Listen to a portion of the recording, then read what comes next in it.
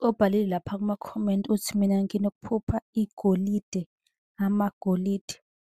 So, kahle kahle ubuza ngegolide ukuthi igolide uma uliphupha libeka ukuthini.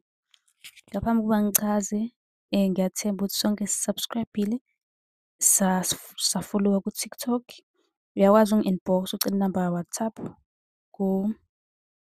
ku-inbox lapha ku-TikTok, usifolowe bakithi. Hawu, awukwazi ukubuka amavidiyo ungafolowile. Usiza mina, ngisiza wena ngokukunika iy'ncazelo. Ukuphupha igolide.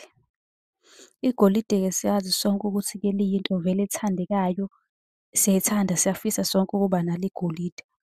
So, lelo phupho lisuke libika inhlahla, okusho ukuthi kukhona okuhle okuzayo, khona iy'nhlahla ezizayo okuzomele nje uzilindele maduzane. Ngiyathemba ukuthi impendulo uyitholile, kanti nawe uma udinga ukuphendulwa usungabhala lapha ku-inbox, ngizokwenzela eyakho ividiyo lapha ku-YouTube. Uyabhala nje ku-inbox, uhambe uyo-subscribe ku-YouTube. Mhla sesiphosta ividiyo enempendulo yakho, izongena i-notification efonini yakho ngokushesha.